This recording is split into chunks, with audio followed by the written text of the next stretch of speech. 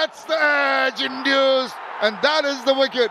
IPL এর পর পিএসএল-এও দল পেলেন না তাসকিন।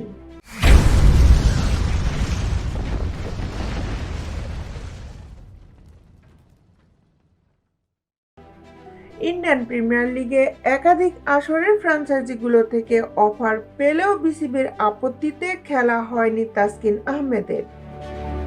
তবে এবারের আসরের আগে এই পেসার নাম দিয়েছিলেন নিলামে। তবে আইপিএল এর কোনো ফ্র্যাঞ্চাইজি তার প্রতি আগ্রহ দেখায়নি।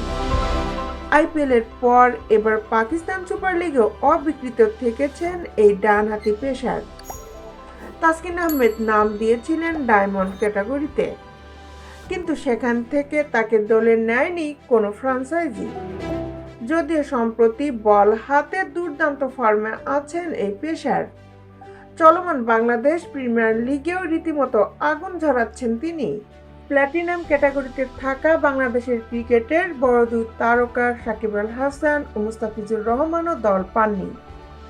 এই দুই ক্রিকেটার আইপিএলেও নাম দিয়েছিলেন, সেই লিগেও তাদের প্রতি কোনো আগ্রহ দেখায়নি ফ্র্যাঞ্চাইজি।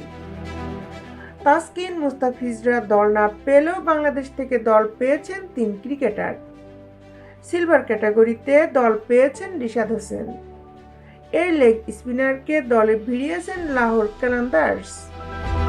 সিলভার ক্যাটাগরির ক্রিকেটারদের পারিশ্রমিকের পরিমাণ $25,000। রিশাদ হোসেন ছাড়াও দল পেয়েছেন নাহিদ রানা ও লিটন দাস। গোল্ড ক্যাটাগরি থেকে দল পেয়েছেন নাহিদ রানা, তার পারিশ্রমিকের পরিমাণ $50,000।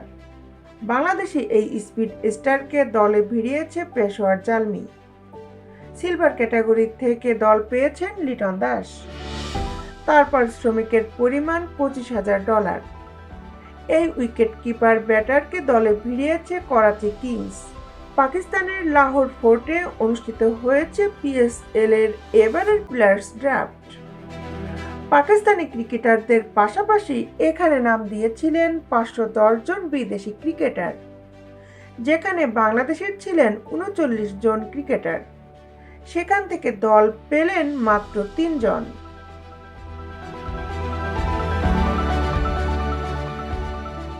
দেশ বিদেশের খেলার আপডেট নিউজ পেতে আমাদের সাথেই থাকুন।